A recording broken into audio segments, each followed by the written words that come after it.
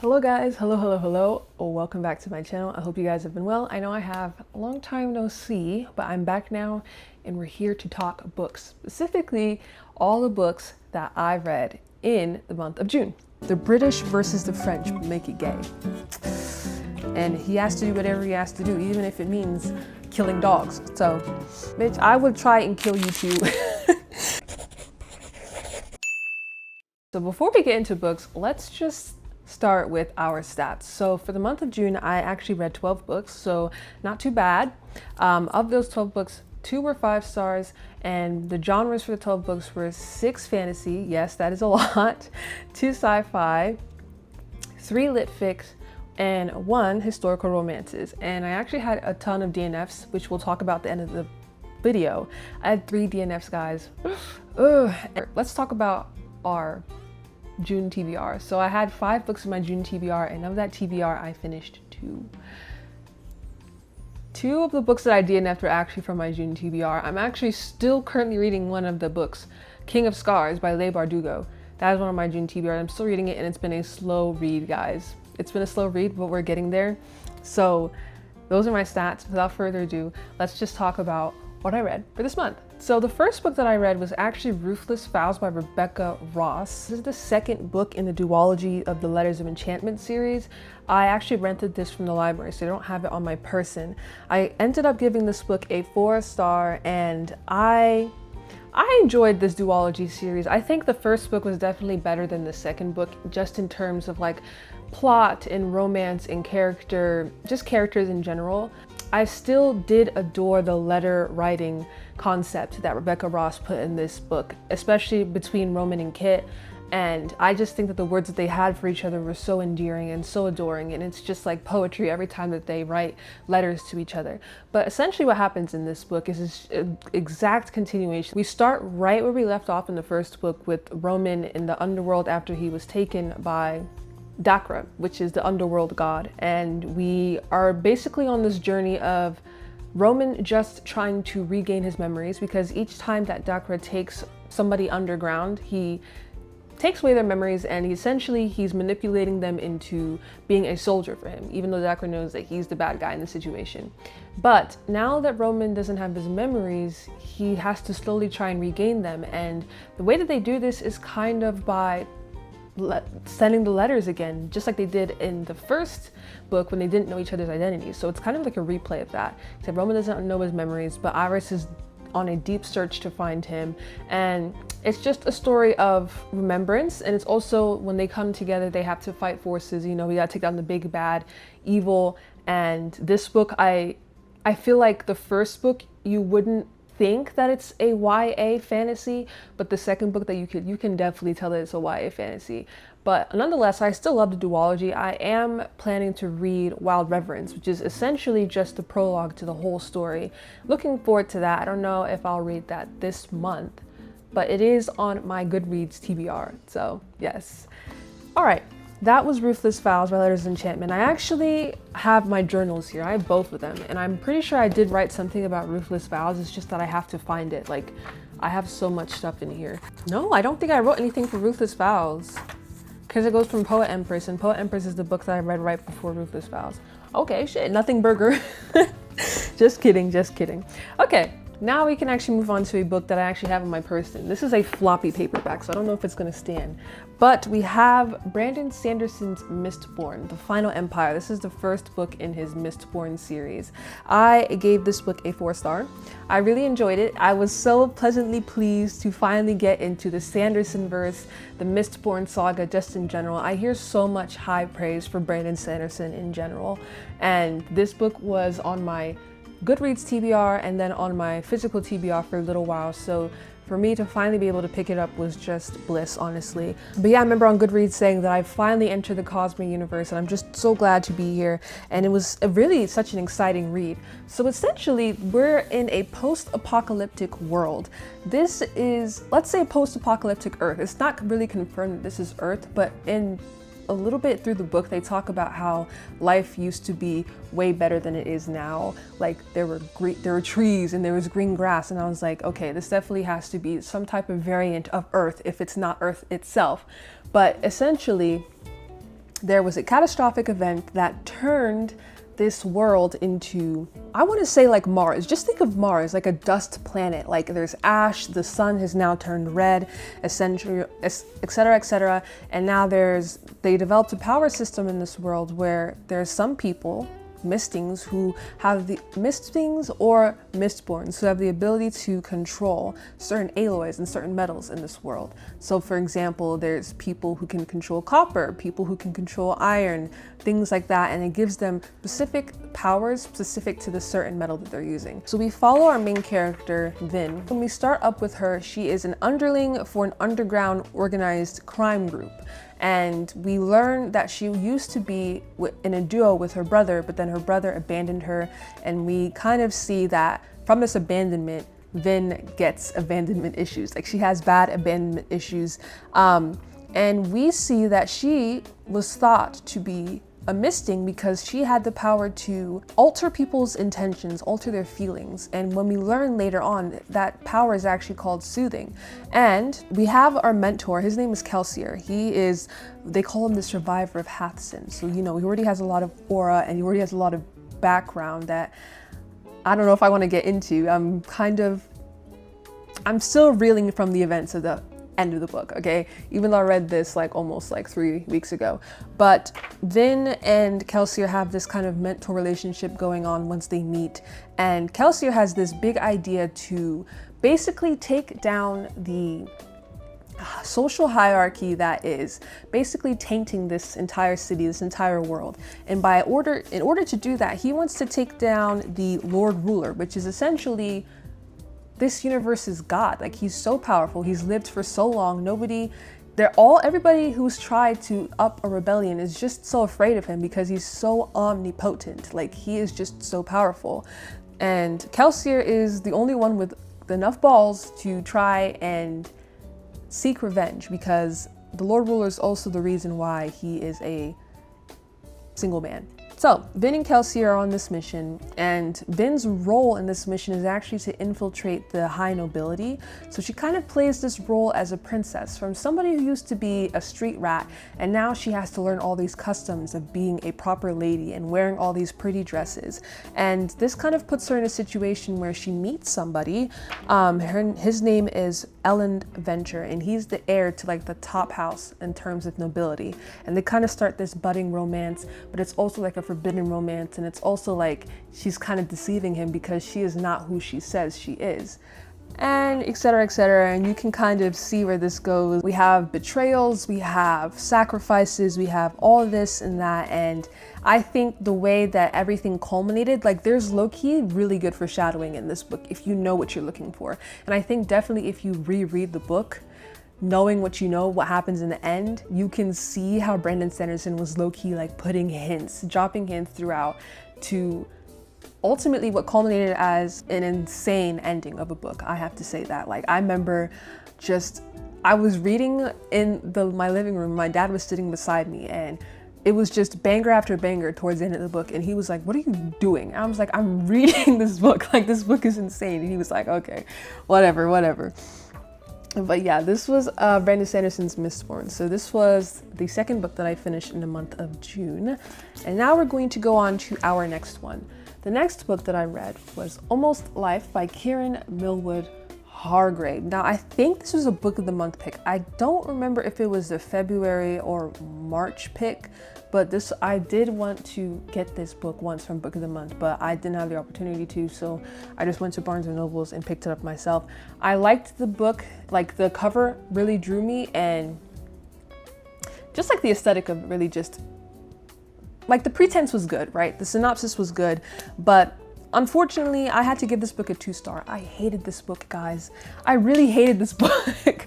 This book pissed me off to no end. So let me just tell you what happens in this book. I gave this a 2.5 actually. So let me give it a little saving grace, 2.5. Okay, so we have our two main characters. This is Erica and this is Lore. Erica is, when we first meet Erica and Lore, Erica is introduced as a freshly high school graduate.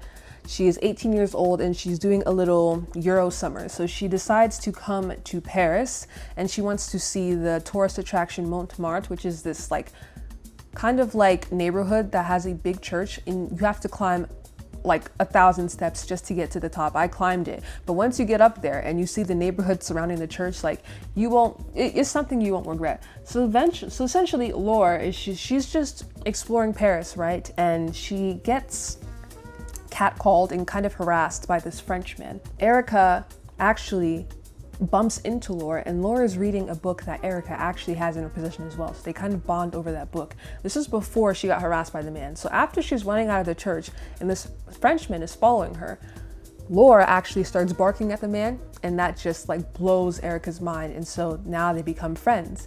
And Laure is actually a part of a large friend group. Most of the people in her friend group are gay, and she's gay included. She's lesbian. She knows that she's lesbian. Erica, she presumably before meeting Laure, she assumed that she was straight.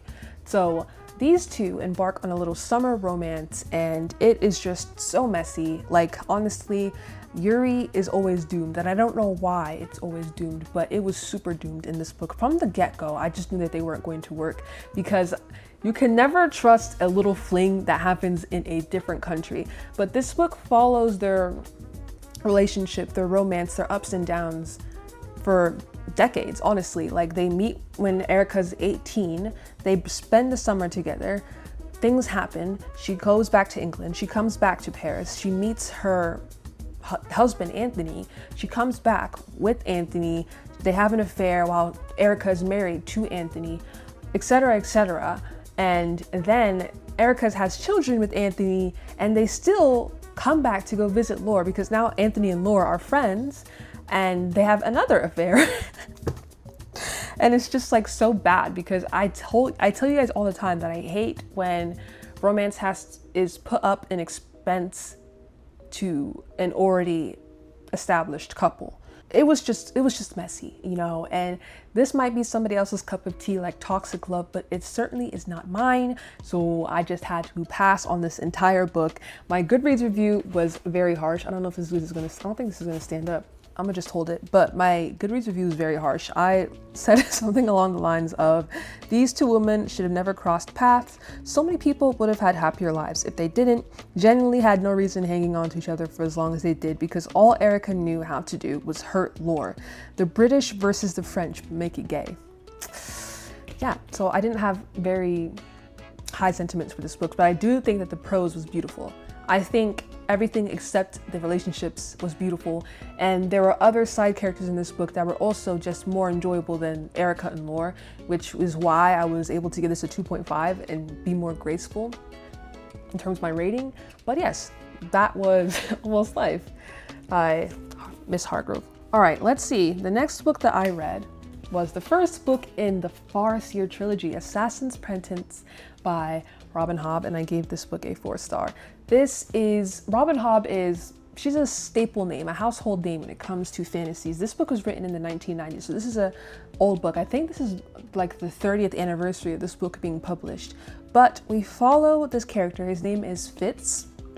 He is a bastard. He's actually the bastard to the heir of the throne of this kingdom, and he is actually acknowledged by his grandfather, which would be the actual king, the king of the whole kingdom. And they bring him into the palace. The king says, "You will work for me. I will take care of you. If anybody offers you anything more, I will raise your stakes." Okay, so he's being raised as this bastard who is kind of like royalty, but isn't. They put him as like a stable boy. Like, we see his growth from lowly bastard to some place in this hierarchy of the kingdom.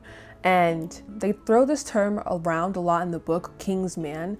And I'm gonna say that a lot because Fitz is basically a king's man. Like, he did a vow to his king, and basically all the people who work under the king are king's men. They do their deeds for him. And because Fitz had nothing else to offer, the king made some adjustments, and he wanted Fitz to be trained in the way of the assassin.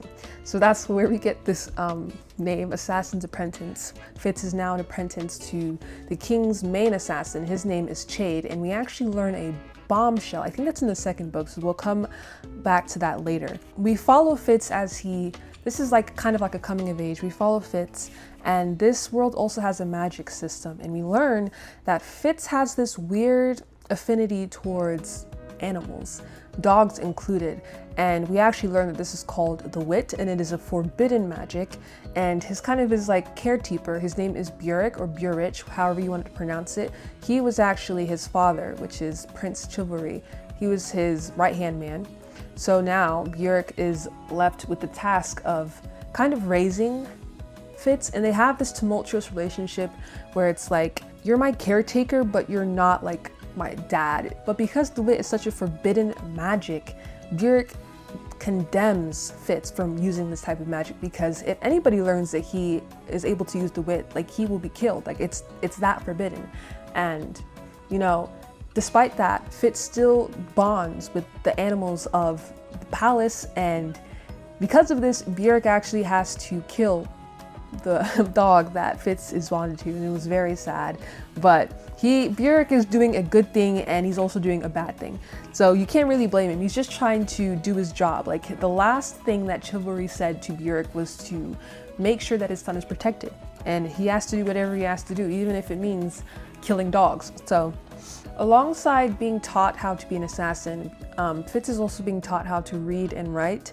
And this kind of gets him in trouble in a lot of ways, because now that Fitz is a bastard, it doesn't mean that he's in the royal succession per se, but it does raise alarm for the Chivalry's younger brothers, Verity and Regal.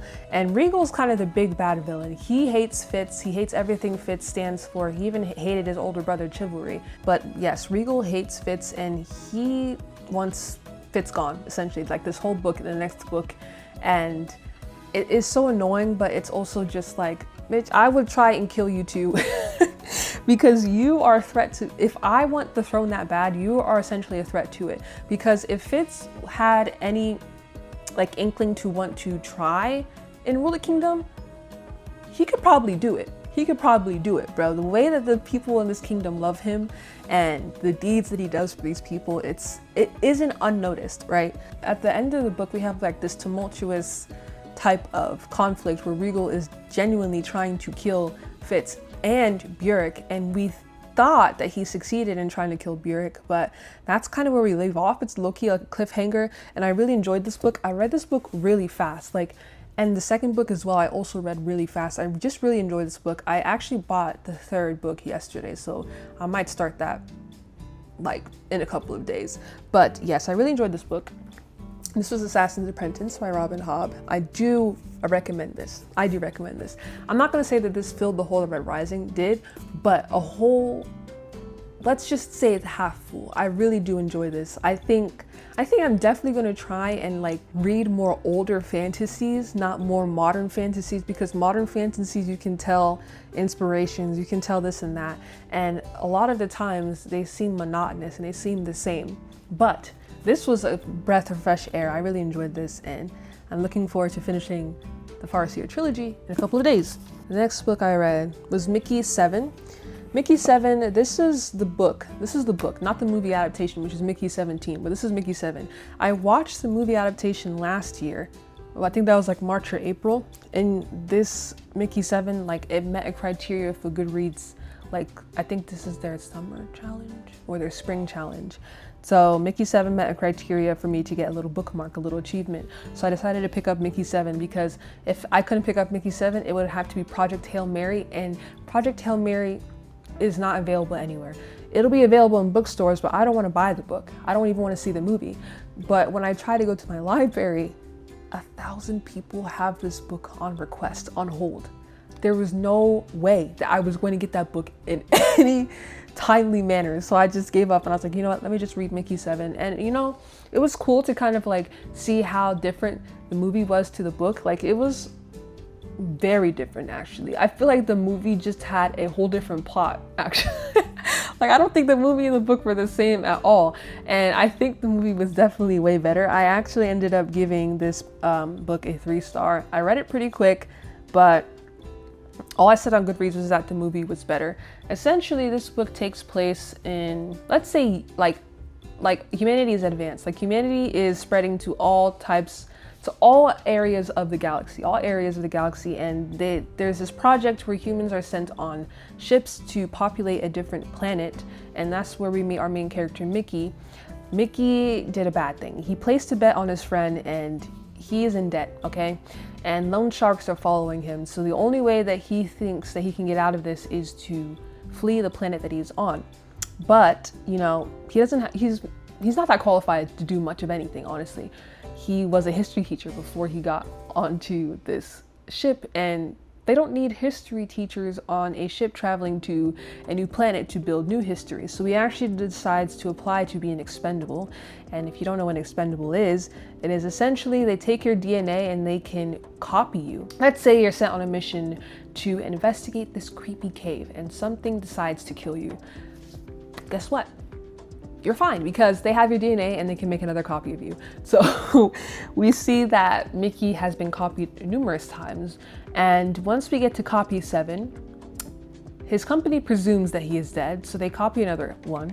And this is Mickey 8. And Mickey 7 never died. So when Mickey 7 returns to the hole, the ship, and sees that Mickey 8 is there, it's like, ah, shit, dude, like we're duplicates. And duplicates are bad because it is explained that this crazy lunatic took his own DNA and copied himself thousands of times and became a serial killer, and his plan was to keep on copying himself until he could take over the galaxy, essentially.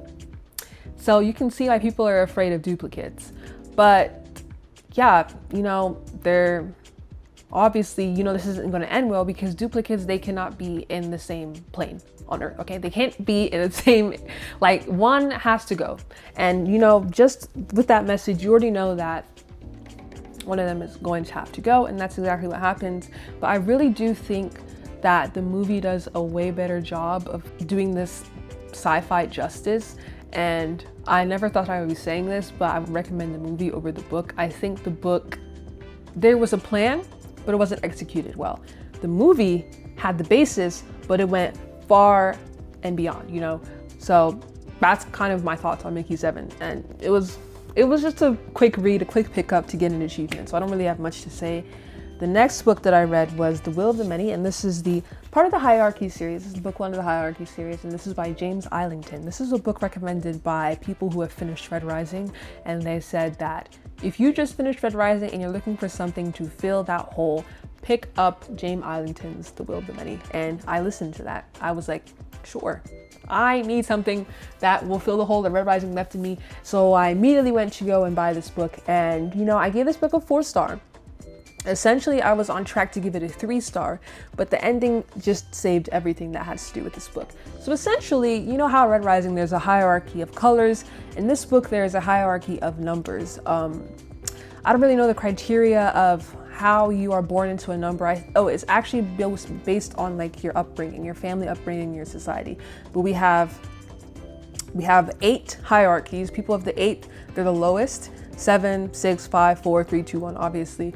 And our main character, he is actually the only surviving prince of his kingdom, which was usurped by this society, which made the 8 hierarchies. And essentially what these 8 hierarchies are for, people from higher numbers, let's say you're a 3rd, right?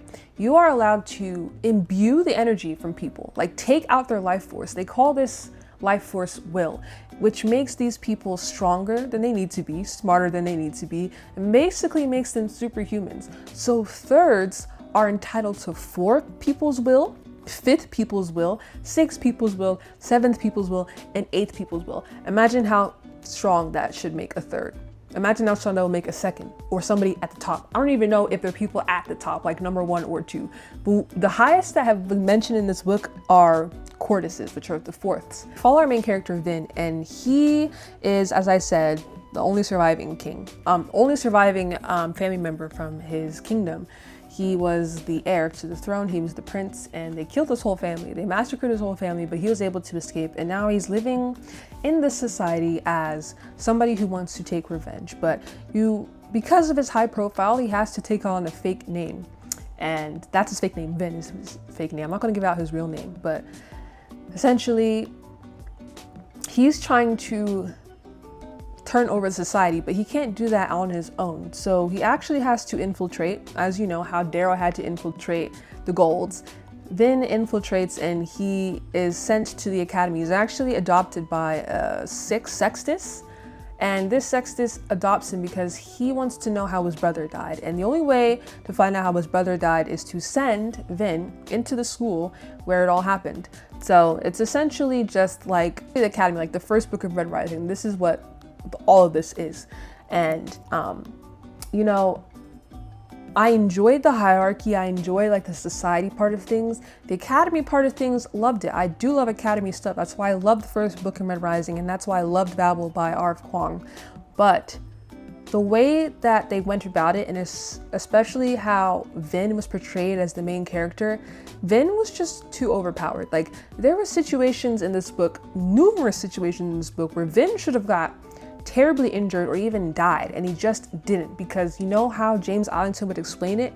He would say the training that Vin received back in his days as a prince is just enough to trump any situation that he is. It's like getting a freaking wild card on like Uno and saying, you know what, everybody pick like 10 cards, you know, now I get to win, right?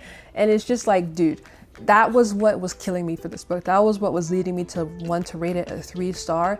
But the ending, which I'm not going to spoil because I do still recommend this book. I still recommend you guys to trudge through the near 700 pages that this book offers, because the last 100 pages are magnifique.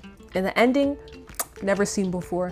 Honestly, like I don't know when I'm going to pick up the second book, but the only thing bringing me back to this series is the ending and just the complete switch up, like the complete switch up, because this was giving fantasy, but then the end just gave like sci-fi, like the sci-fi play. Like, this was a good sci-fi play. Yeah, 4-star. That's not bad. That's not bad for me, bro. That's not bad for me. Like, I was really ready to give this a 3-star and move on, but you know, I'm being gracious, I'm being nice, so yes. Okay, the next book that I read, first 5-star of the month, was This Kingdom Will Not Kill Me by Ilona Andrews. I'm actually going to reread this book. I don't know when, but it's definitely going to be this year. Like, this book captivated me so well. So well. The premise was amazing. This is the first time that I've read kind of like isekai, if you guys know that genre in anime. This is basically it in a book. So we have our main character. Her name is Maggie. And for the longest time, she's been reading this series. This is her favorite series. She's read it so many times that she knows the whole plot of the book, and she can tell you from start to finish exactly what happens. She can tell you all the characters' names, what happens to all the characters, etc., etc. Like, she is a diehard fan for this book. So one day she goes to bed, she wakes up, and she realizes that she's not in her world. She realizes that she's in the world of her favorite book, and you can probably guess how this goes. This book, the series though that she was reading, is actually unfinished. So it's kind of like, oh, maybe I can write my own story, or maybe I can see how this series was supposed to end. And you know, unfortunately, Maggie gets more involved in this world than she should have, but you know, it kind of turns out to be a positive thing.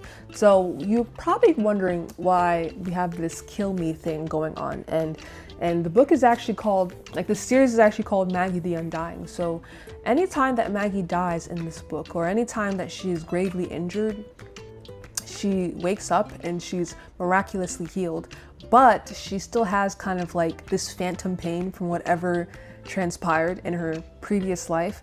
But she uses this ability to kind of like play the hero, I guess, in the story. So Maggie kind of like, she knows what's going to happen in the book, and she knows that the book leaves off that the kingdom is just destroyed by this evil man. So Maggie kind of wants to prevent this, because all of her favorite characters are impacted badly by the kingdom going up in flames. So Maggie kind of recruits people, she kind of infiltrates nobility, and she uses her powers of undying to kind of resolve everything. And along the lines, we meet some fine-ass men. Let me just say that. Fine-ass men, fine-ass characters, cool-ass characters, and the romance is unexpected, but it is good. It is good, good, good. It is so good. And it makes me want to just reread it. Like as I was reading the book, I was saying, you know what, I'm going to come back to this. Like I have to come back to this. Like the romance was so good. Like it was so unexpected. And you know, I love a good slow burn. You guys know I love a good slow burn. So I don't know. I kind of really explained the book. Like that was pretty quick. But this is my first 5-star of the month, and rightfully so. Like clap it up, give it claps, clap it up, clap it up. Look, the sprayed edges are nice and blue, but dude, I don't know. Like the second book has to come out now. I will be the first to pre-order it whenever that day is. Okay. The next book that I read, Nymph by Sofia Mantroni. This was a book of the month pick. This was June's pick, duh. So I read Nymph. It was a really quick read. I actually read this in one day, so it was good. So essentially we are following our main character. Her name is Leo. She is the eldest daughter. She has a brother, she has a mother, she has a father, and she has a grandmother. And what this family does is they run a nice little countryside hotel in the countryside of, I think it's southern Italy. Honestly, very summery vibes, very like honestly just summer. Like if you want a summer read, this is a really good summer read. But essentially Leo, this is a coming of age for Leo. And one summer there is an American student, exchange student, kind of like a tourist, who comes over to the hotel, and she's wondering if she can be hired to be a helper for the hotel. And her name is Dolores. And Leo and Dolores kind of embark on this little romantic summer. And it's kind of like just a coming into your sexuality type of book, coming of age type of book. And it's also kind of a book that deals with grief. And I think it did an amazing job of dealing with grief and kind of just growing up and problems with siblings, problems with your parents especially, and just the mark that people leave behind when they die, and what you decide to do with that mark, and what you decide to do kind of with the knowledge that that person leaves with you. And in this case, it is Leo's father that dies. He dies after complications from car accident that he had. So after this car accident, he had multiple strokes, and that's eventually what took him.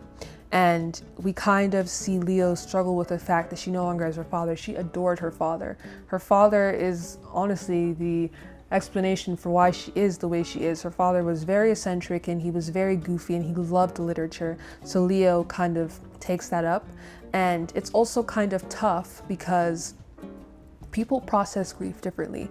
For example, Leo's mother, she turned a new leaf. Like she has to be like a mom and a dad now. And because she kind of realized that role that she has to uptake, she kind of changed her ways, because before the father died, the mother was kind of like ill. Like I think they called her ill, but I could definitely tell that she was just depressed. So after her husband died, she kind of just took up this mantle of being a mother and a father, and she really just stepped up, and we see that depression just fade away, honestly. And Leo, she has her brother, and her brother kind of just spirals after the father dies. Like he gets into vaping, he gets into smoking, he is doing terrible in school. And you know, honestly, back to it again, like it just shows how grief can change people, and how death can just like alter somebody completely, or whether that be in a positive or a negative way.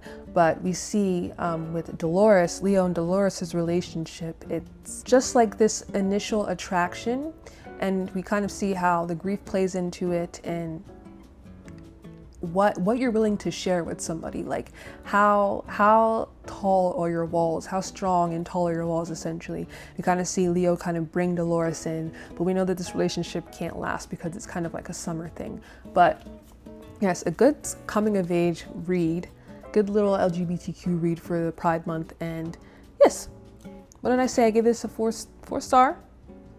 No, I gave it a 3-star. It was good. It was good. It wasn't bad. It wasn't good. It wasn't bad, it wasn't great, it was middle ground, good, so I gave it a 3-star. The next book that I read was the second book in the Farseer trilogy. So it's Royal Assassin by Robin Hobb, and I gave this book a 5-star. I loved this book. This book was like 700 pages, and I sped through it. I think one day I remember I was reading this, and I think I read up to like 300 pages in one day, and I've never done that before, but I was locked in for this book.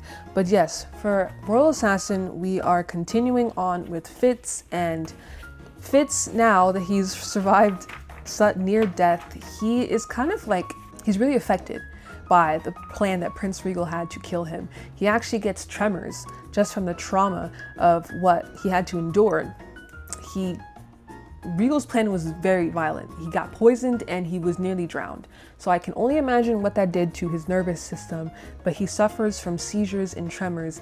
And this is kind of like, this was very tough on Fitz, essentially, because he was trained to be really athletic. He knew how to defend himself. He knew how to do this, he knew how to do that. He knows how to kill people, for goodness sake. He can kill a man in 100 different ways. And he was this close to death, and he is basically a cripple. And this really looms on him, and he's starting to question his purpose, because his only purpose, honestly, he's a king's man. He's supposed to be serving the king. And with these seizures, he can't do what he was, like what he grew up to do. Like, all he knows is how to serve his king and how to be an assassin and how to run errands for people that are above him. So this book was kind of really just like an eye-opener for Fitz, and really just good character development, essentially. We also have some romance in this book. I didn't mention the FMC. Well, not really FMC, but like kind of like side character that is mentioned throughout the first book and the second book. But her name is Molly, and this is a childhood friend of Fitz. And Molly, her father was an alcoholic, and he was an abusive alcoholic. But once Molly's father dies, their business goes bankrupt. Like, they used to run a candle making business, and now that the father is dead, she takes on all of his debts, and she can't live with that. So she goes away, and Fitz has this strange dream that Molly is attacked. And Fitz has this plan where he needs to get better so he can go and save Molly. And then we find out that Molly is actually in the palace working as a helper. And, you know, this kind of like forbidden romance ensues, and they kind of move very fast. And it's getting to the point where Fitz wants to marry Molly, but the thing is, she comes from a nothing burger family and he's a bastard. So it wouldn't be beneficial to the king or the palace for Fitz to marry a nothing burger commoner. They would actually want him to marry somebody of a higher status to establish like relations and stuff like that to benefit the palace. But their romance kind of takes a tumultuous turn because it's forbidden. It's kind of like Romeo and Juliet, and it really takes a toll on Molly, especially because it's kind of like she's being disrespected in a way, where she can't marry Fitz, but she's also watching Fitz be paired with somebody of a higher class than her. And it's just like, damn, like, do I even continue trying to pursue you, or do I just try and live my own life? And that's essentially what she ends up doing. And it kind of like breaks Fitz down. Like, honestly, like Fitz is like, oh my God, nothing good comes from me being a bastard. And we just see him struggle with this term of being a bastard and what it means to him. What can he do and what can he not do? And why does he have to live this way? Why does he have to be treated this way? Because his father, his late father, had to mess around with a random, right? So in this book, it's kind of like a quest for power, because now that Chivalry is dead, we have Verity, which is the middle child. He's now the prince in waiting, and you know, he has to do his political things. And alongside this, the kingdom is being attacked by a rogue group. And Verity, he's juggling a lot. He's juggling the fact that he's the king in waiting, and he's juggling the fact that his kingdom is being attacked, and he's juggling the fact that his father is dying, he's sick and he's old, and he's juggling the fact that his younger brother Regal might be the reason why his father is dying. He's juggling the fact that Regal is also trying to conspire against him and take his place for the throne. So it's a lot of political intrigue going on in this book, and you know, we see Fitz trying to be the mediator in sorts, and we also see Fitz just wanting to get this over with by killing Regal, because not only has Regal tried to kill him, he's also just threatened Molly, and obviously that's not going to slide for Fitz, because Molly, that's his girl, you know. And You know, it's just terrible. It's honestly just terrible. It just gets worse and worse and worse. That's how the book goes. Like, you think it's all gonna work out, kind of like it did in the first book. Like, yay, Fitz survives, but no, that does not happen. Not that Fitz dies, obviously, the main character can't die, but it just doesn't work out in the end, towards the end. And it's just like, dang, I need to pick up the third book immediately.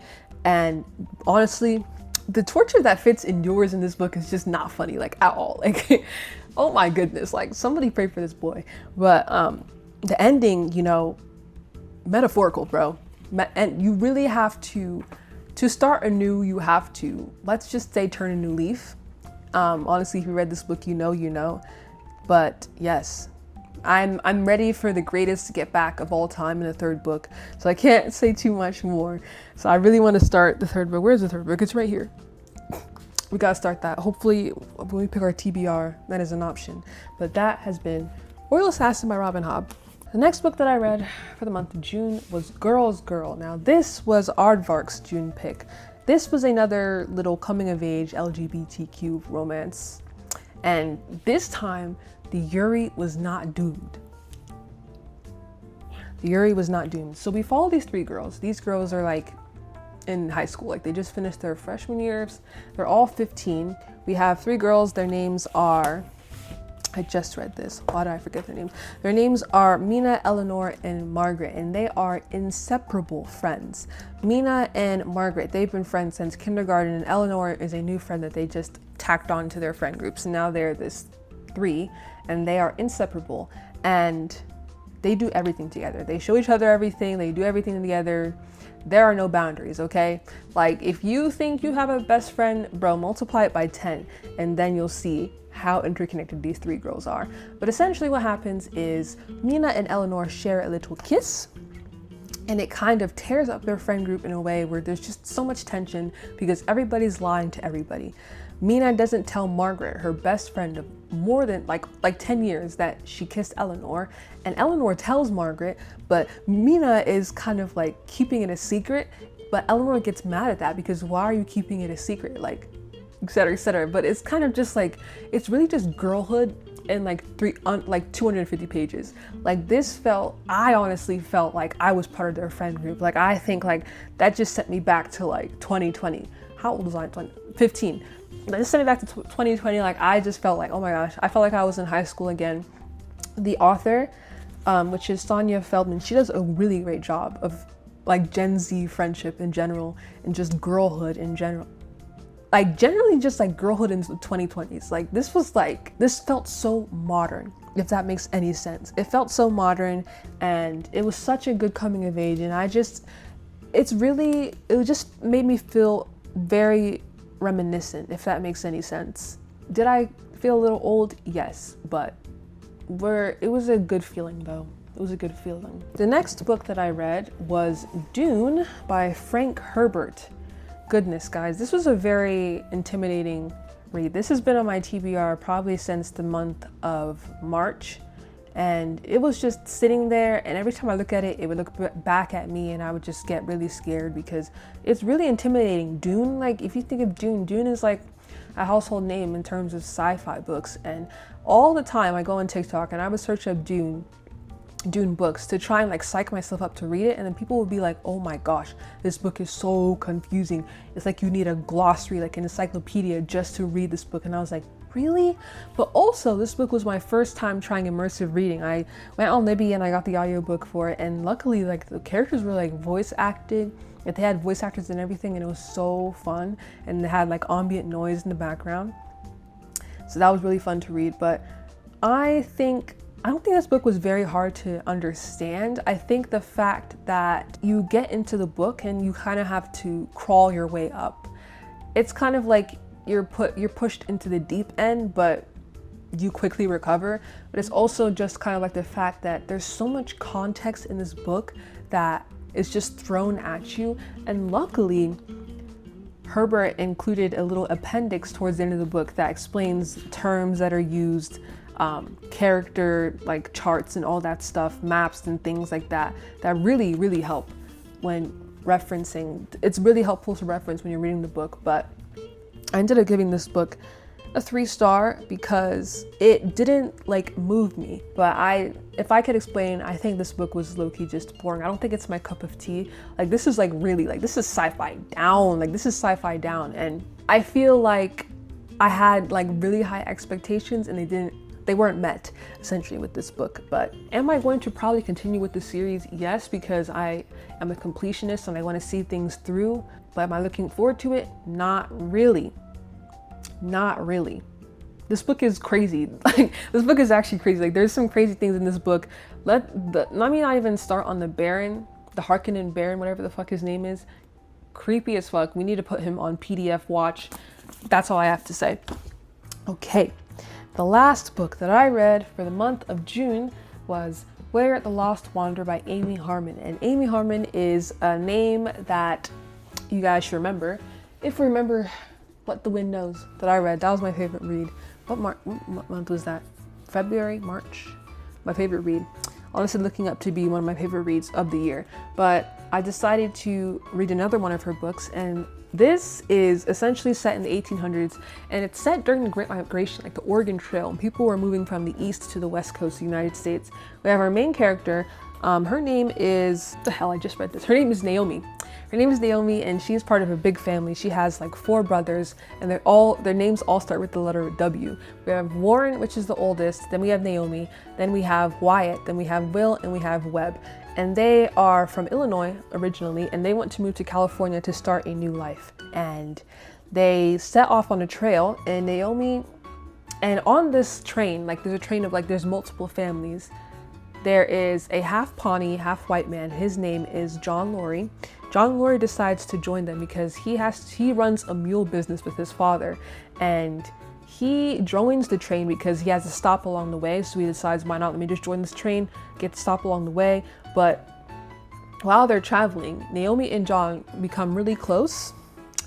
They become really close. Like they spark something really fast. Like it's kind of like an insta love. And John decides, I'm not going to come back home. I'm actually going to follow Naomi and her family to California, and I'm going to start my life with Naomi, and I'm going to become a part of the May family.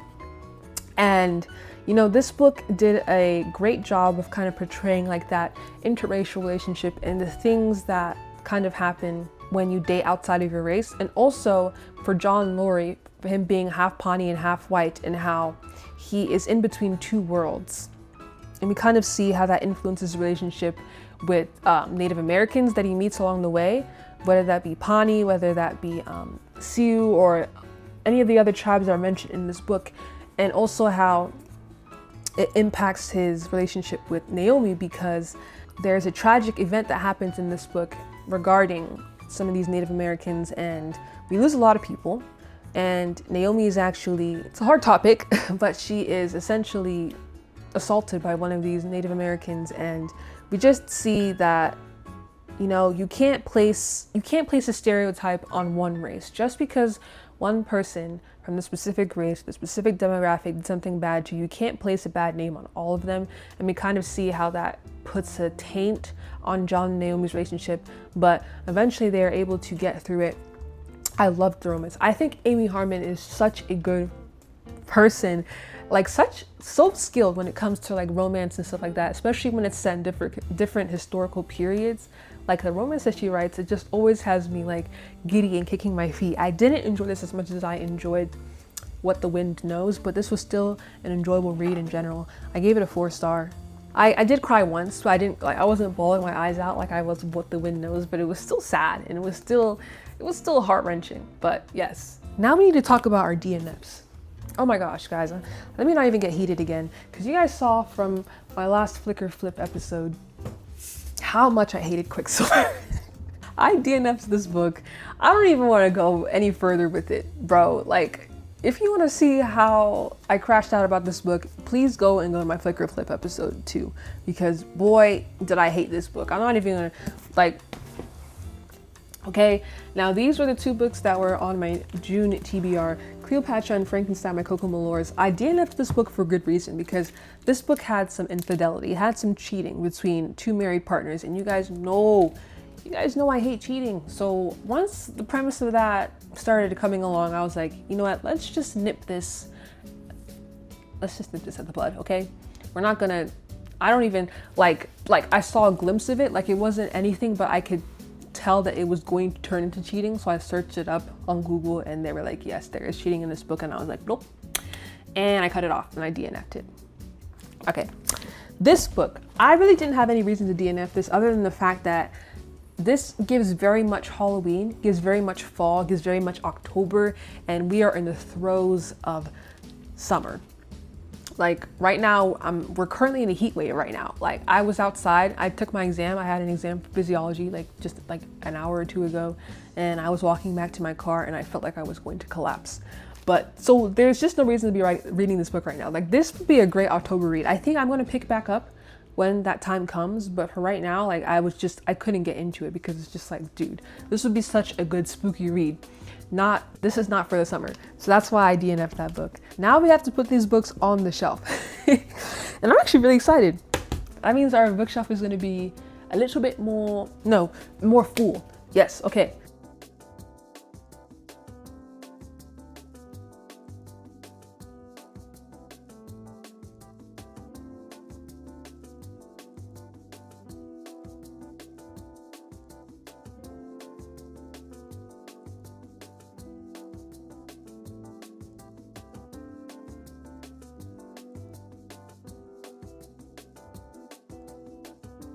Okay, thank you guys for watching this video. I hope you guys enjoyed it. I hope you had related to what I had to say for each book.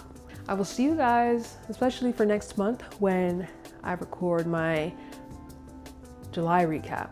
But I will see you guys in the next video. Deuces.